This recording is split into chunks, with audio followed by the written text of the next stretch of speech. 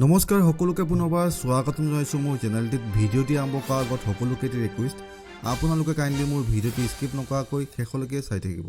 অসম চৰকাৰে এবাৰ অভিলেখ গঢ়িব গৈ আছে। আগতে কেতিয়াও নোহোৱা কাম কৰিব গৈ আছে অসম চৰকাৰে। হয়, আপোনালোকে ঠিকই শুনি আছে। অসমৰ চৰকাৰী কৰ্মচাৰীসকলৰ বাবে এক বৃহৎ খবৰ। মই মোৰ চেনেলটিৰ জৰিয়তে আপোনালোকক ডিএ, পে কমিশ্যন, চৰকাৰী কৰ্মচাৰীসকলৰ সুবিধা এইবোৰৰ সঠিক খবৰ দি আহিছোঁ। যদিহে আপোনালোকে খবৰবোৰ নিয়মিত ৰূপত পাব বিচাৰে তেন্তে আপোনালোকে মোৰ চেনেলটো ছাবস্ক্ৰাইব নাইবা ফ'ল' কৰি দিব। অসম চৰকাৰে এইবাৰ ভাৰতবৰ্ষত সকলো ৰাজ্যতকৈ আগত ডিএ দিব কেন্দ্ৰীয় সমাহাৰত আৰু কেন্দ্ৰীয় সময়সূচী মতে। মই আগতেই কেলকুলেশ্যন কৰি আপোনালোকক কৈছিলোঁ যে এইবাৰ ডিএ 4% বাঢ়িব। অসম গভৰ্ণমেণ্টে এইবাৰ বিহুৰ আগত অৰ্থাৎ 10 এপ্ৰিলৰ ভিতৰত 4% ডিএ সহ দৰমহা দিয়াৰ লগতে 2 মাহৰ এৰিয়াৰ একেলগতে দিয়াৰ কথা ঘোষণা কৰিছে আৰু এই কথা স্বয়ং কেশৱ মহন্ত ডাঙৰীয়াই ঘোষণা কৰিছে। আহকচোন চাওঁ তেওঁ এই বিষয়ে কি কৈছে। ৰাজ্য চৰকাৰৰ সকলো কৰ্মচাৰী IAS অফিচাৰৰ পৰা ধৰি চতুৰ্থ বৰ্গৰ কৰ্মচাৰীলৈকে আৰু পেঞ্চনাৰসকল আৰু পৰিয়ালৰ যিসকলে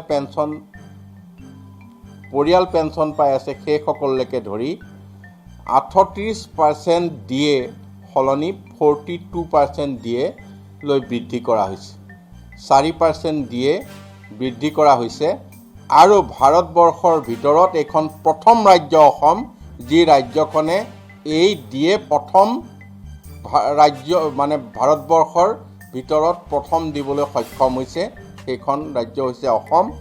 আৰু এই আজিও যদিও সিদ্ধান্ত হৈছে 31 মাৰ্চ তাৰিখে, আমি যোৱা 1 জানুৱাৰী তাৰিখৰ পৰা এই 4% ডিএ দিম।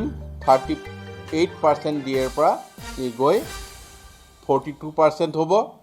আৰু সেইটোৱে নহয়, আমি লগত এই 3 মাহৰ এৰিয়াৰ দিম যাতে বিহুত তেখেতসকলে এয়া উপহাৰ হিচাপে গ্ৰহণ কৰিব পাৰে। আৰু আমি 7 এপ্ৰিলত মানে 7 তাৰিখে বিশেষকৈ দৰমহা দি আছিলোঁ। এইটো অলপ কেলকুলেশ্যনৰ প্ৰয়োজন আছে।